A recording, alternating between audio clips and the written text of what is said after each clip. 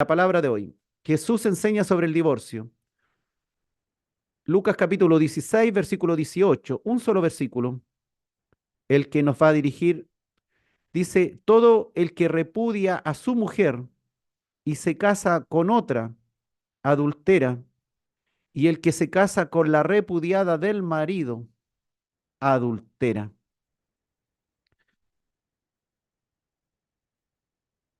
Si nosotros tomáramos solamente este texto, podríamos entrar en error, podríamos equivocarnos. ¿Por qué? Porque precisamente no es lo único que el Señor habló sobre el divorcio. No es lo único que la palabra en general habla sobre este tema. Por lo tanto, si tomáramos solamente este texto, podríamos caer en un grave error. Siempre la palabra de Dios nos anima a tomar diferentes textos para complementar el estudio. Este es un tema que saca hoy muchas ronchas a todo nivel, hermano. Entre los incrédulos y también entre los creyentes que rechazan esta palabra y no quieren reconocerla en su vida. El Señor pronunció este gran ejemplo a raíz que decía que la ley de Dios sigue vigente. El Señor Jesús le decía a los fariseos que la ley de Dios sigue vigente, que no ha sido anulada, que no ha sido abrogada por su venida. Estaban en una discusión. Jesús es el cumplimiento de la ley y los profetas. Eso es lo que el Señor nos está hablando en este capítulo, que Él vino a cumplir la ley.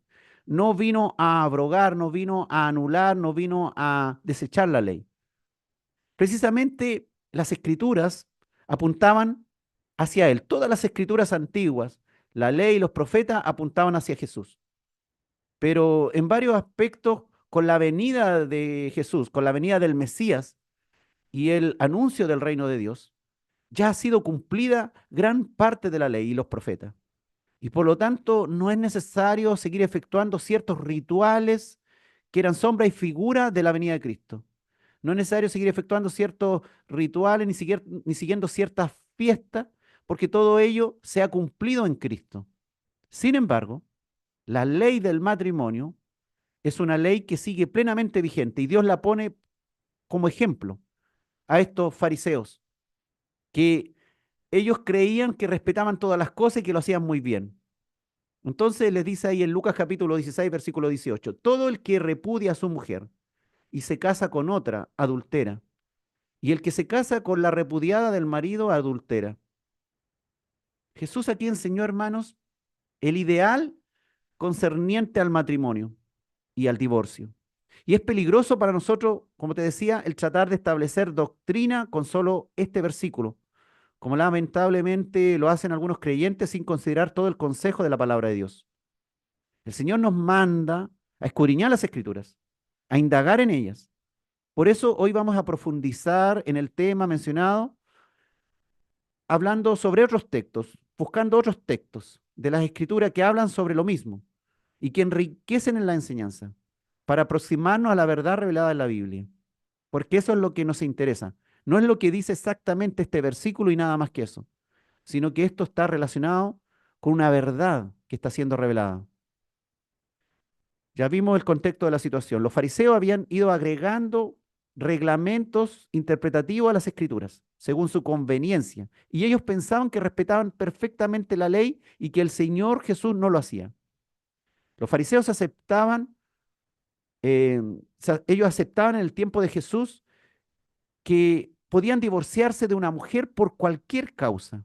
Los fariseos pensaban que podían hacerlo de cualquier forma y volverse a casar las veces que fuera oportuno. Jesús, mediante el ejemplo del divorcio, va a demostrar que los fariseos, que pensaban que respetaban la ley, en realidad menospreciaban las escrituras, pues a pesar de este supuesto estricto respeto de la ley, estaban en contra de ella, puesto que aceptaban el divorcio por múltiples causas, algunas increíbles, conociendo ellos la ley de Moisés, pero agregándole cosas que no correspondían. Entonces, vamos al hilo del pensamiento del Señor Jesús aquí en el capítulo 16 de Lucas. el hilo del pensamiento de Jesús fue demostrarle a estos religiosos fariseos, que se creían perfectos y que decían respetar la ley de Dios, de cómo se habían distorsionado en su espiritualidad, dándole cabida a ideas falsas que habían introducido a la ley de Dios para obedecerla, en contradicción al sentido más profundo de la ley de Dios.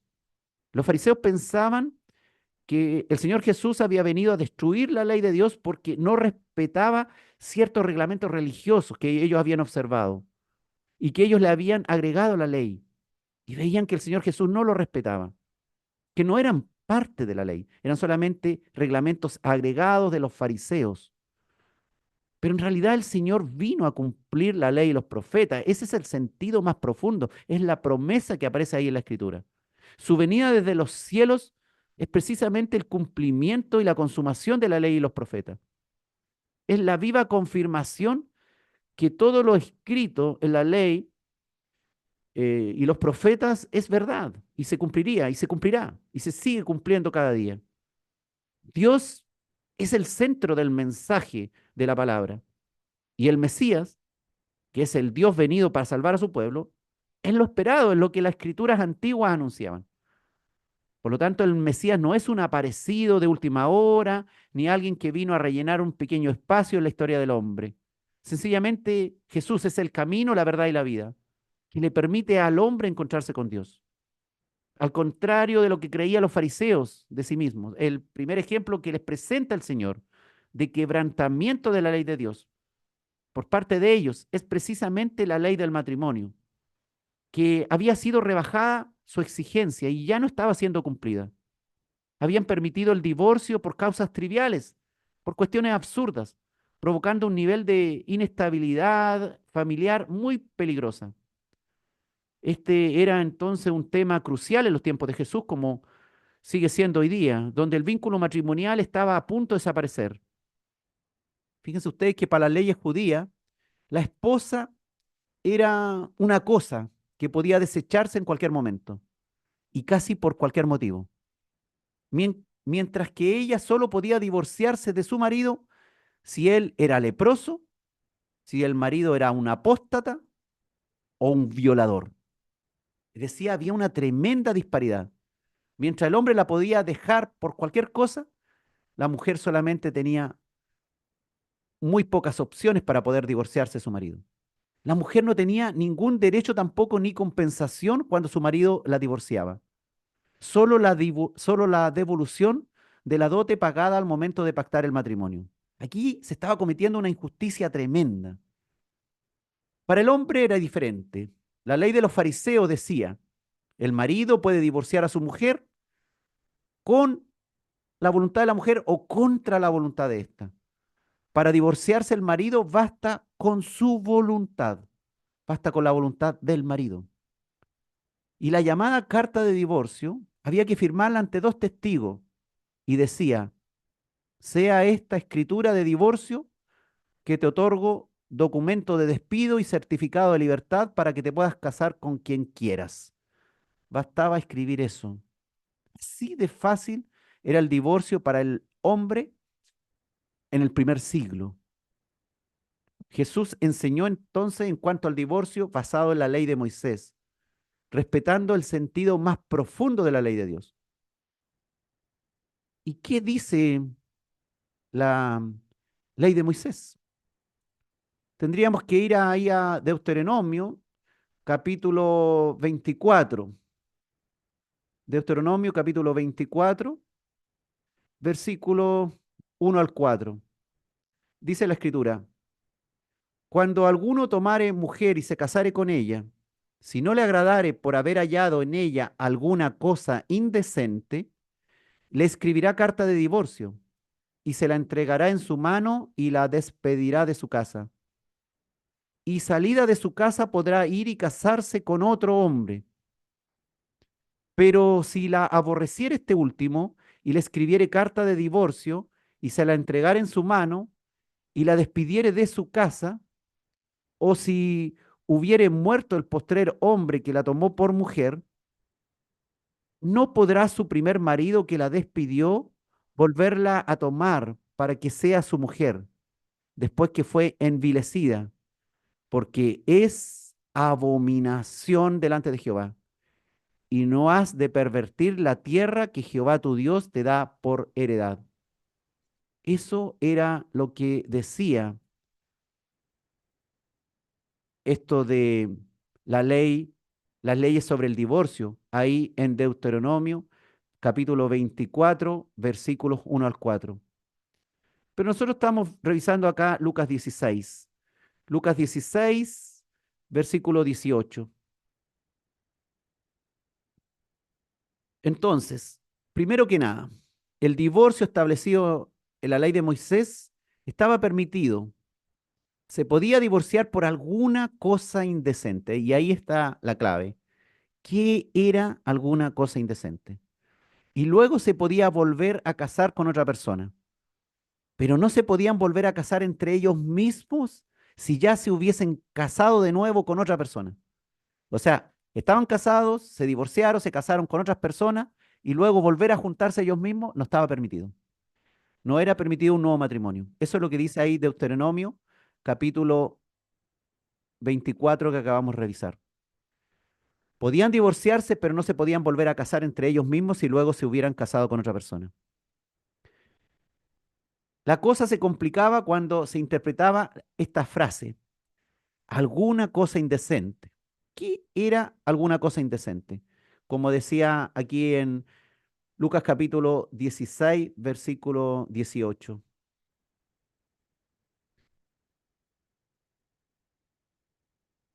Todo el que repudia y se casa, todo el que repudia a su mujer y se casa con otra, adultera, y el que se casa con la repudiada del marido, adultera. Pero el tema es lo que decía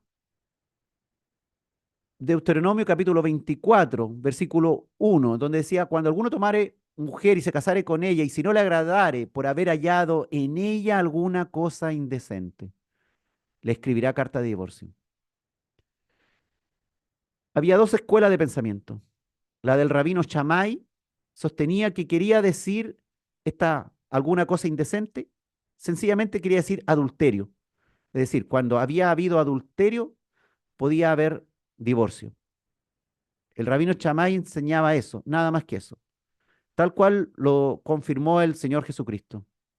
Pero había otro rabino que seguían estos fariseos, que era la escuela de Hillel, que sostenía que podía querer decir alguna cosa indecente, cualquier cosa que desagradara a su marido, como por ejemplo, si echaba a perder un plato de comida, si se daba una vuelta por la calle, si hablaba con un extraño, si hablaba sin el debido respeto de los parientes de su marido, si hablaba mal de la suegra, por supuesto, si era alborotadora, que se la pudiera, significa eso, que se la pudiera oír en la casa de al lado. Eso decía la escuela de Hillel con respecto a qué era una cosa indecente, por lo cual podía producirse el divorcio. El rabí Akiva llegó a decir que un hombre podía divorciar a su mujer y era legítimo si encontraba otra mujer más guapa. En eso estaban los judíos, los fariseos, en eso creían. Eso es lo que estaban haciendo cuando el Señor vino a hablarle esta palabra. Adivinen cuál fue la escuela que fue aceptada, la que más les convenía a los hombres. Tal como es la naturaleza humana, fue la escuela de Hillel la que prevaleció. Así que en los tiempos de Jesús las mujeres no querían casarse, pues se sentían menospreciadas. Imagínate si se te quemaba la comida, si salías a la calle, si hablabas muy fuerte, si, si hablabas mal de algún pariente del marido. Es decir, no había ninguna seguridad en casarse. La vida familiar estaba en peligro de desaparecer en los tiempos de Jesús. Pero Jesús aquí establece la santidad del vínculo matrimonial. A veces pensamos, hermanos, que en nuestro tiempo hay mucha maldad. Sí, claro que hay mucha maldad. Pero pensamos que en nuestro tiempo hay más maldad que en ninguna otra época. Se dice que los tiempos antiguos siempre eran mejores. Pero Jesús vivía en un tiempo, en el siglo primero, con el imperio romano, con los griegos, que eran muy idólatras y que creían cualquier cosa. Jesús vivía en un tiempo en el que las cosas estaban así de mal en el ámbito familiar. Una mujer podía ser divorciada sencillamente porque se le quemó el plato de legumbres. Terrible, por hermano. En toda época el maligno, usted se da cuenta, ha atacado a la familia. Esta familia que es el núcleo fundamental de la sociedad. Hay que recordar, hermanos, que qué es lo que dice Génesis, capítulo 2, versículo 24. Aquí hay una palabra muy conocida, que es fundamento de todas estas cosas que muchas veces estamos hablando. Dice Génesis 2:24, por tanto dejará el hombre a su padre y a su madre, y se unirá a su mujer, y serán una sola carne. Por tanto, dejará el hombre a su padre y a su madre. O sea, este vínculo del matrimonio tenía que ocurrir siendo ya un hombre, alguien, no un muchacho, un hombre. No podía haber fornicación, o sea, sexo antes del matrimonio, sino que después de dejar a su padre y a su madre y tener su propia casa, su propia hogar donde iban a vivir, ahí se uniría a su mujer y serían de allí en adelante, al unirse sexualmente, una sola carne, para lo cual esto, esto tiene un valor muy importante que sean una sola carne, porque ¿quién haría daño a su propia carne? Yo no me daría de latigazo ni haría cosas contra mí mismo. Bueno, el matrimonio es eso. Cuando se unen en una sola carne, es para que ninguno de los dos se haga daño, que le haga daño al otro, porque cuando le hace daño al otro, está en el fondo dañándose a sí mismo. Esta, una sola carne que dice la Escritura es muy importante, porque cuando cometemos adulterio o cuando alguien fornica, ¿qué es lo que está haciendo? Está rompiendo la unión que había en su matrimonio de una sola carne con su cónyuge y se está uniendo en una sola carne a otra persona. Por lo tanto, el vínculo de una sola carne con el cónyuge queda roto. Y por tanto, como queda roto ese vínculo, se le puede dar carta de divorcio. Eso, en el fondo, lo que dice la Escritura. Volvamos entonces a Lucas 16, 18, donde estábamos. Entonces, ¿cuándo se acaba el matrimonio? El matrimonio se acaba naturalmente con la muerte de uno de los cónyuges. Luego, cualquier viudo puede volverse a casar. Dice Romanos 7, versículos 2 y 3, porque la mujer casada está sujeta por la ley al marido mientras éste vive, pero si el marido muere, ella queda libre de la ley del marido. Así que si en vida del marido se uniere a otro varón, será llamada adúltera. Pero si su marido muriere, es libre de esa ley, de tal manera que si se uniere a otro marido, no será adúltera. Entonces, van aclarándose un poco las cosas ahí con Romanos capítulo 7, versículos 2 y 3. ¿Cuándo se acaba el matrimonio? Cuando uno de los dos muere. Ahí está claro, ahí se acaba totalmente el matrimonio. Por lo tanto, los viudos se pueden volver a casar, tanto el hombre como la mujer. Ese era el plan original de Dios, que el matrimonio fuere sostenido hasta la muerte de uno de los dos. Y solo en ese momento quedaba libre de la ley del marido. Eso es lo que Dios estableció en su palabra.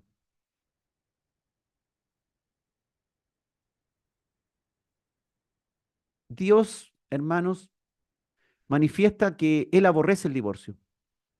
También nosotros le conocemos por nombre, según la Reina Valera 1960, repudio. Repudio es lo mismo que divorcio. No es parte de la idea de Dios, de la idea original. Es un arreglo que tuvo que hacerse a causa del pecado. Dice Malaquías capítulo 2, versículo 16, porque Jehová Dios de Israel ha dicho que Él aborrece el repudio, Él aborrece el divorcio, y al que cubre de iniquidad su vestido. Dijo Jehová de los ejércitos. Guardaos pues en vuestro espíritu y no seáis desleales. Esa es una forma de aproximarnos a la mente de Dios.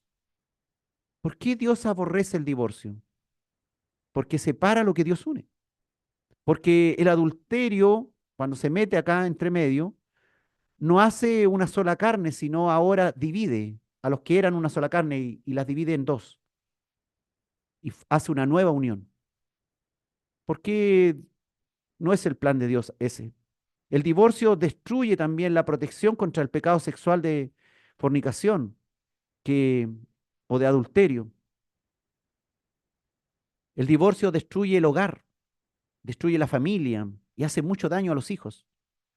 En fin, acaba con todos los beneficios del matrimonio. Ese es el plan original de Dios. Pero ya sabemos que hay muchos problemas. Pasa mucha agua debajo del puente durante unos meses o años.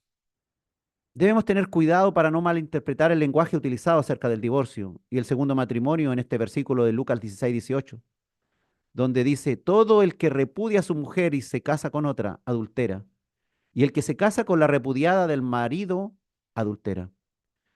Está perfectamente claro en otro pasaje que nuestro Señor permitió el divorcio en casos de adulterio. Aquí parece que no lo permitiera, pero si vamos a Mateo capítulo 5, versículo 32.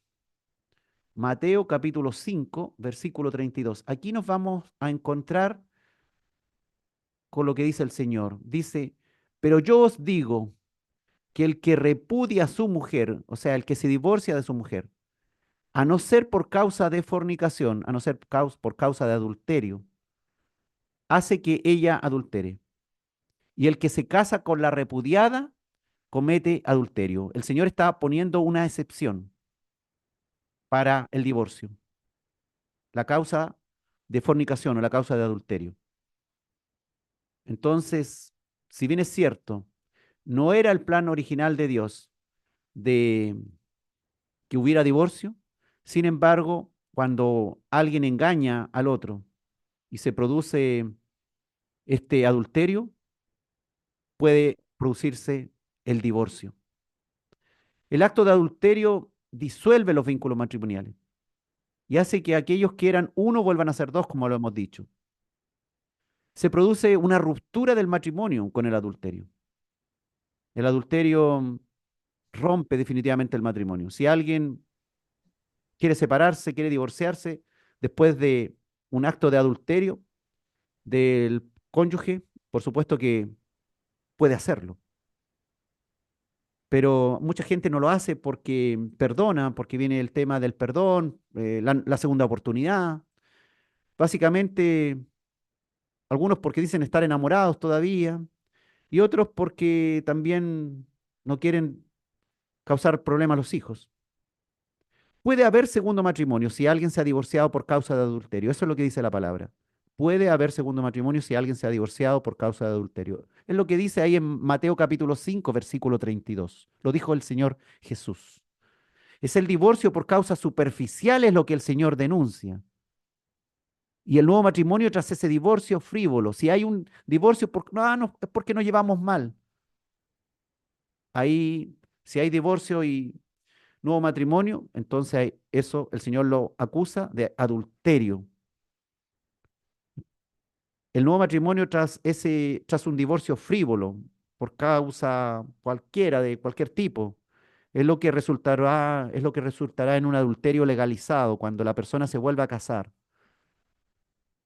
Por lo tanto, el Señor siempre nos está diciendo que el motivo principal, el único aceptado debido a nuestro pecado, debido a nuestra pecaminosidad, es haber fornicado con otra persona. Estricta como cualquier escuela del pensamiento, la enseñanza de Jesús, claramente, hermano, estremecieron a sus oyentes y nos siguen estremeciendo hoy día. Los mismos discípulos ahí en Mateo 19:10 le dijeron, si así es la condición del hombre con su mujer, no conviene casarse. Eso le dijeron los discípulos al Señor. Si solamente nos podemos separar por causa de adulterio, no conviene casarse. Porque si nos separamos de aquella persona y luego nos volvemos a casar y no fue nuestra separación por causa de fornicación, entonces vamos a ser llamados adúlteros. Pero el Señor dice que no, que esto no está dado para todos. También en la actualidad muchos cristianos rechazan esta enseñanza y no están de acuerdo con la palabra de Dios. Lo encuentran injusto. Pero si no hay obediencia a Dios, Él no es nuestro Señor. Le decimos Señor, pero es como decirle Señor a cualquier persona. Jesús dice que el matrimonio es un compromiso para toda la vida, con la única excepción permitida que uno de los dos cometa adulterio. Hasta aquí va nuestra enseñanza, pero todavía nos falta seguir escudriñando más las escrituras. Así que no se desespere.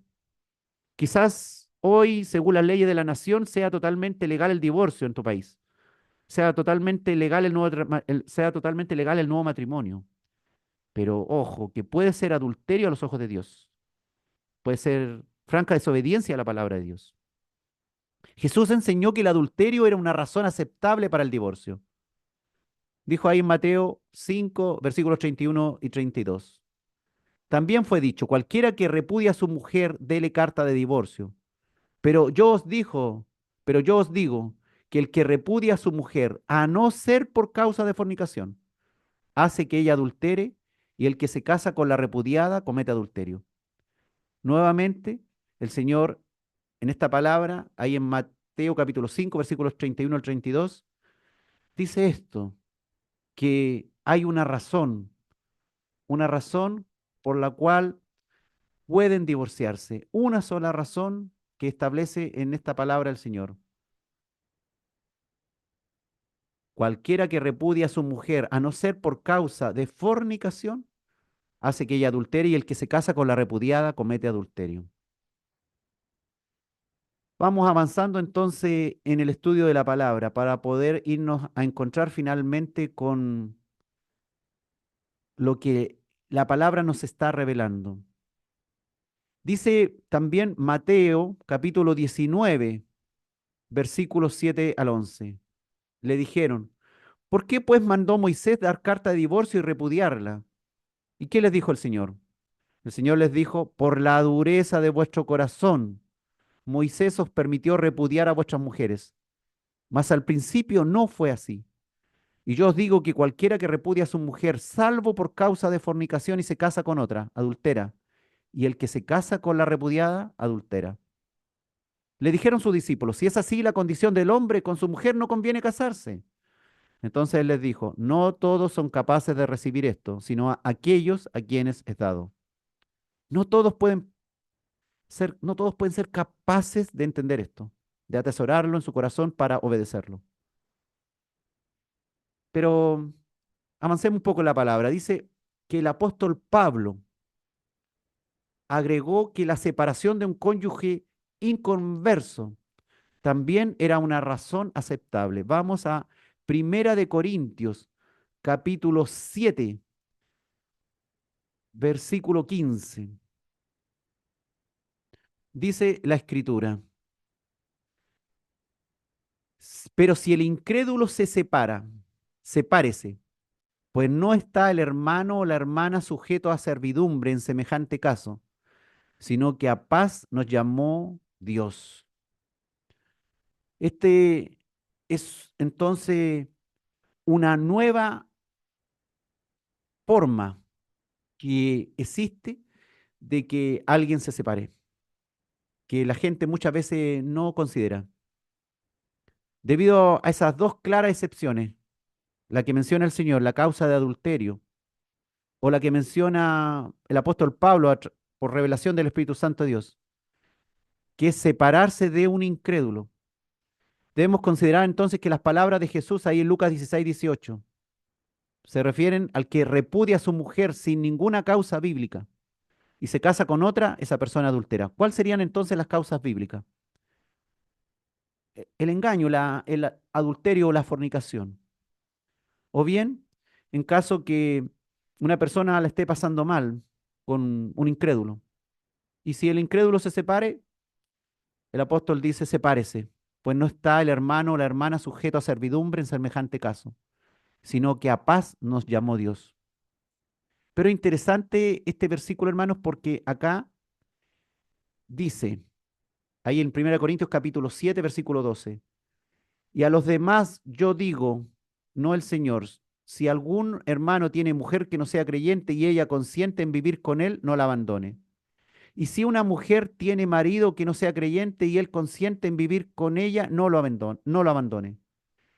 Porque si el marido incrédulo, porque el marido incrédulo es santificado en la mujer y la mujer incrédula en el marido. Pues de otra manera vuestros hijos serían inmundos, mientras que ahora son santos. Y ahí llegamos a este versículo. Pero si el incrédulo se separa, sepárese, pues no está el hermano o la hermana sujeto a servidumbre en semejante caso, sino que a paz nos llamó Dios. Tenemos, hermano, este texto de las Escrituras que nos están ayudando a visualizar una oportunidad que pueden tener los hermanos que están en yugo desigual. El llamado que Dios nos hace siempre a casarnos con alguien que es creyente. Siempre somos estimulados a casarnos con alguien que es creyente. Pero si llegamos al Evangelio, si estamos en nuestro tiempo hoy día y nuestro cónyuge es incrédulo, no podemos decirle que respete la palabra de Dios. Es un incrédulo. Y si están ocurriendo malas situaciones, dice, si el incrédulo se separa, sepárese, pues no está el hermano o la hermana sujeto a servidumbre en semejante caso, sino que a paz nos llamó Dios. Hermanos, debido a esas dos claras excepciones, entonces puede ocurrir el divorcio. ¿Cuáles son algunos de los problemas comunes que causan el divorcio? Eso podríamos revisar un poquito. La falta de fidelidad, por supuesto. No ser leal hasta que la muerte los separe y que ocurra esta fornicación. La falta de verdadero amor como Dios nos manda. Efesios 5:25 dice, maridos, amad a vuestras mujeres así como Cristo amó a la iglesia y se entregó a sí mismo por ella. O sea, el amor que debe tenerle el hombre a la mujer debe ser tremendo, a la altura del amor que tuvo Cristo a la iglesia y entregó su vida por ella. Y Efesios 5:28 dice, así también los maridos deben amar a sus mujeres como a sus mismos cuerpos. El que ama a su mujer, a sí mismo se ama. ¿Por qué? Porque somos una sola carne. Ya decía, el matrimonio es una sola carne. Hay que amar, dice el apóstol, los hombres a las mujeres como a sus mismos cuerpos. Luego en Colosenses 3:19, nuevamente hay una instrucción para el marido. Dice, marido, amad a vuestras mujeres y no seáis ásperos con ellas. Primera de Pedro también 3:7 dice, vosotros maridos igualmente vivid con ellas sabiamente, dando honor a la mujer como a vaso más frágil y como a coherederas de la gracia de la vida, para que vuestras oraciones no tengan estorbo. Hay claras instrucciones para el hombre y también para la mujer, que debe someterse a su marido. Pero el asunto está en cuando el marido es incrédulo o cuando la esposa es incrédula, porque ahí ya la situación va a ser bastante desigual.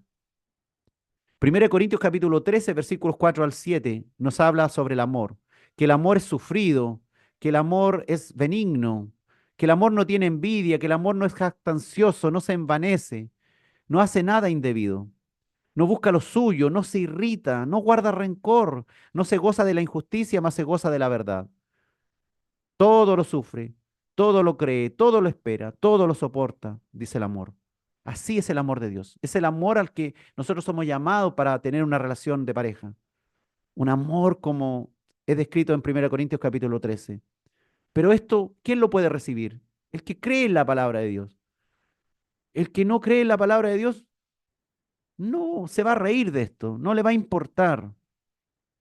Un matrimonio fundamentado en el amor romántico, sexual, va derecho al fracaso. Si alguien piensa que amar es pasarlo bien sexualmente, está equivocado. Pues las personas cambian, se pierde la belleza, se pierde la coquetería, se pierde la seducción del uno al otro.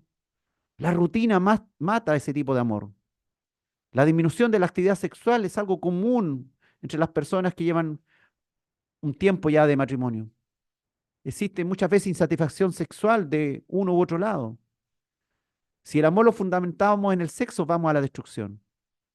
La aparición de oportunidades con otras personas hace que fácilmente se enamoren de otros. Si nosotros somos creyentes y realmente respetamos la palabra de Dios, Debemos respetar lo que dice 1 Corintios capítulo 13, versículos 4 al 7.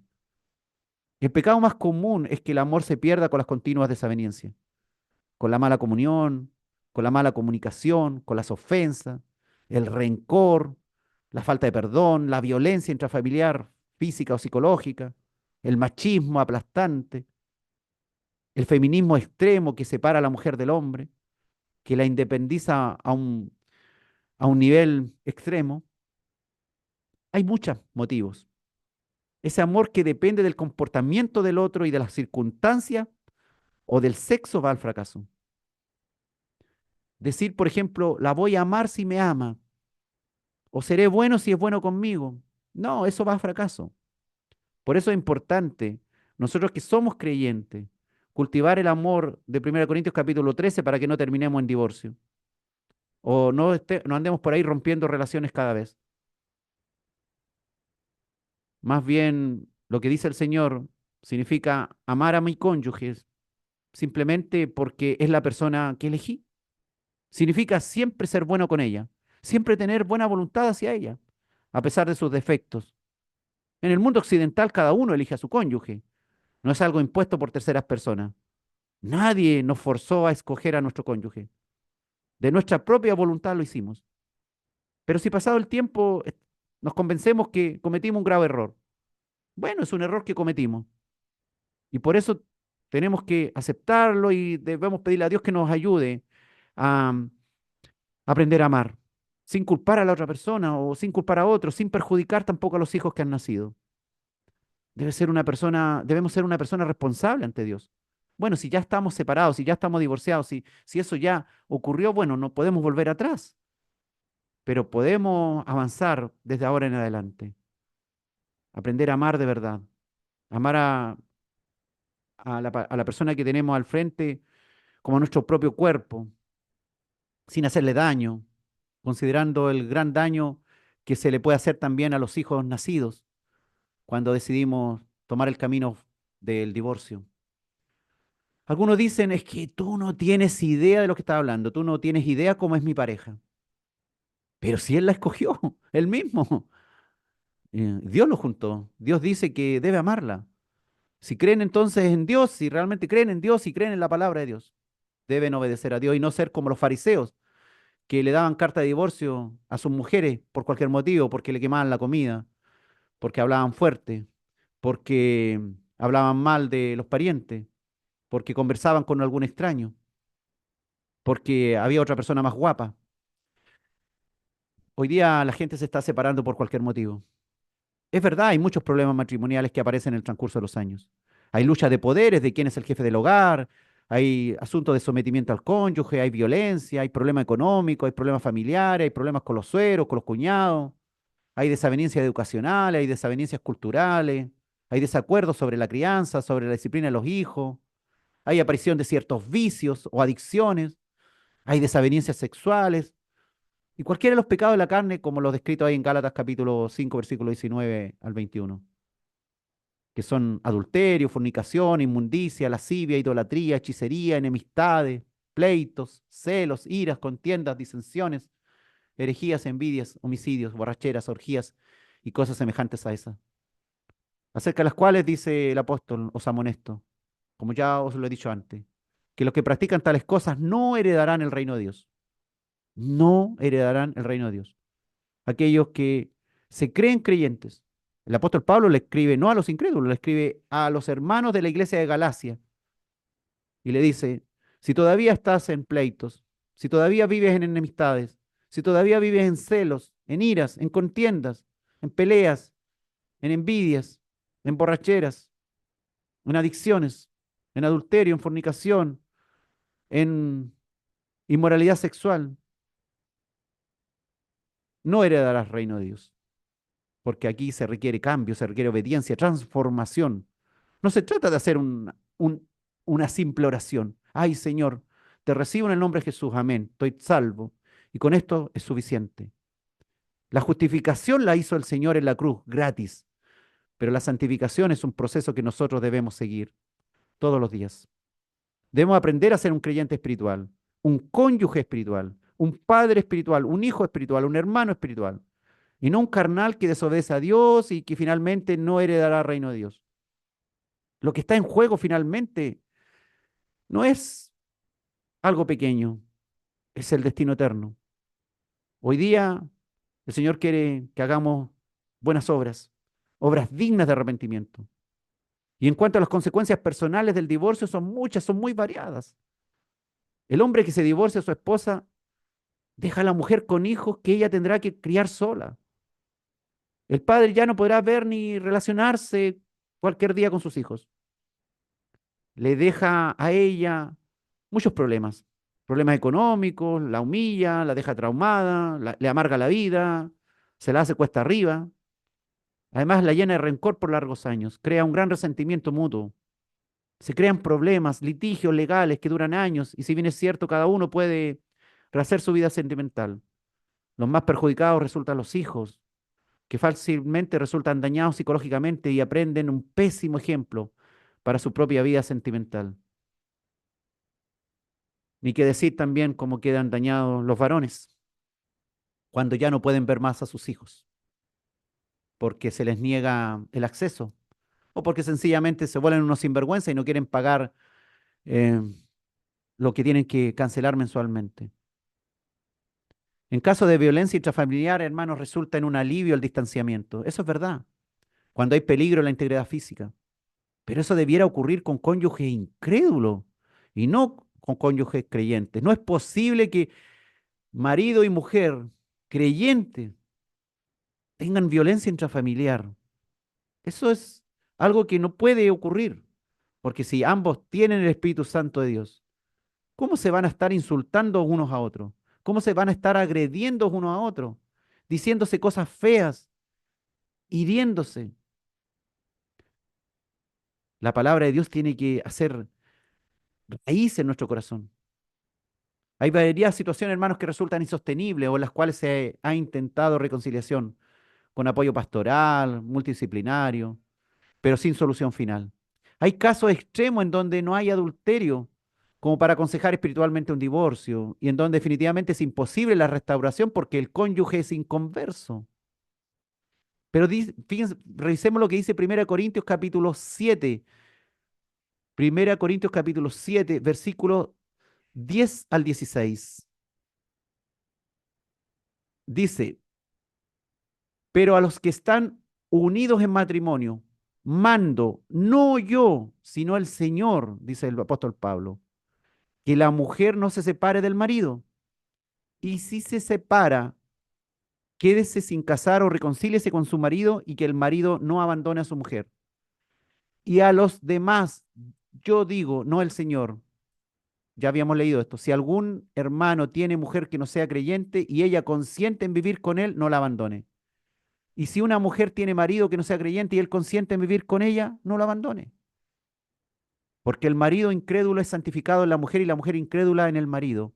Pues de otra manera vuestros hijos serían inmundos, mientras que ahora son santos. Pero si el incrédulo se separa, sepárese, pues no está el hermano o la hermana sujeto a servidumbre, o en semejante caso, sino que a paz nos llamó el Señor. Hay situaciones complejísimas que podemos vivir en la vida diaria, pero si los dos son creyentes, no es posible, hermano. Y sucede, claro que sucede, yo lo he visto varias veces. Los dos se congregan, la familia entera se congrega y luego terminan totalmente separados, el matrimonio destruido. ¿Qué pasó ahí? Dice uno. ¿Qué pasó ahí? ¿Qué pasó con la obediencia? ¿Qué pasó con hacerle caso a la palabra de Dios?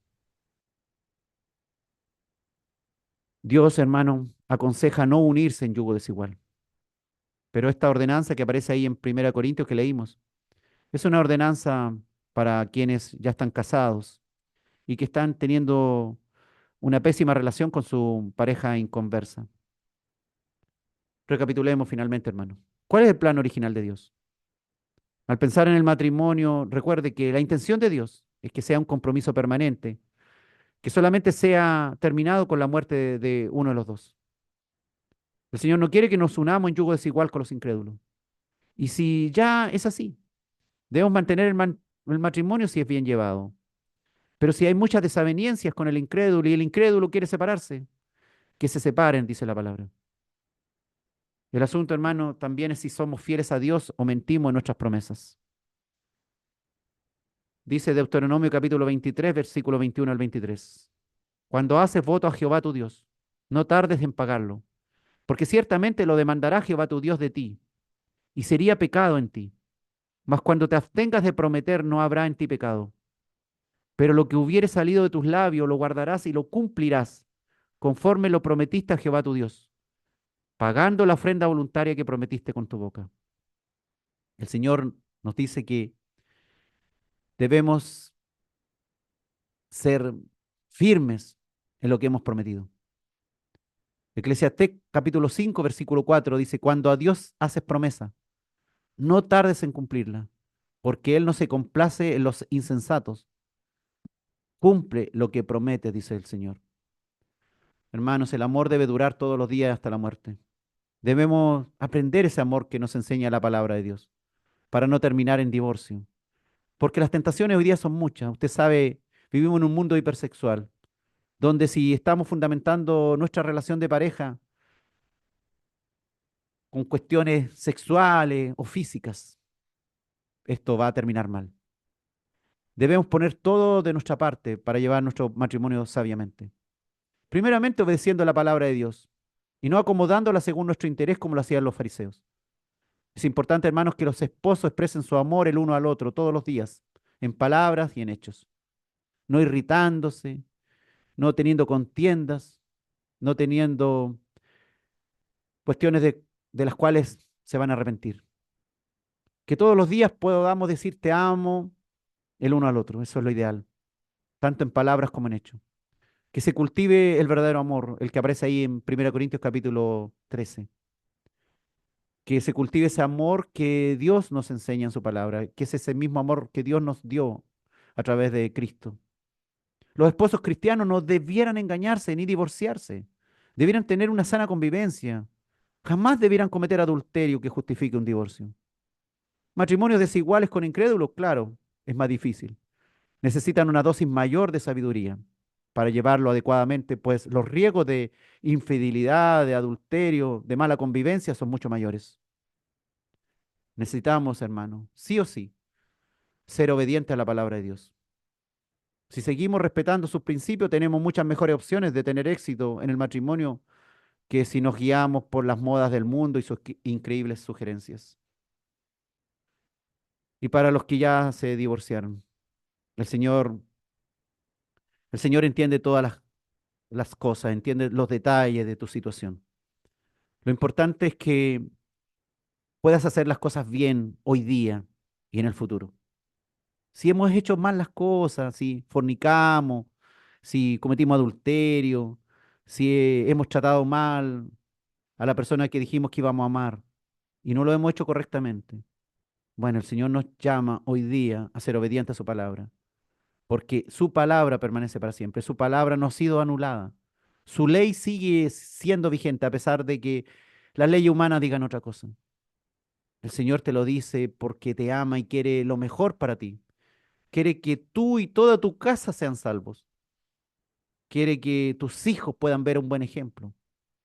Que si ha habido tal vez divorcio, ha habido graves problemas, pero ahora puedan ver un hogar diferente, un ambiente, se respire un aire distinto. Realmente los que viven contigo puedan notar los cambios que Dios está haciendo con su palabra, cómo Dios está escribiendo la palabra en tu corazón. Gracias, Padre, porque tenemos mucho que aprender. Hemos cometido tantos errores en la vida y lo estamos cometiendo a diario, pero queremos ser seres espirituales, no carnales. No queremos vivir de acuerdo a nuestros deseos egoístas, sino agradarte a ti, hacer tu voluntad. Señor, ayúdanos. Necesitamos cada día tu Espíritu de Dios, ese Espíritu Santo que nos ayude. Sin Él estamos perdidos. Sin Él no podemos luchar. Pero contigo, Dios, contigo, lo que parece imposible puede ser posible. En el nombre de Cristo Jesús. Amén.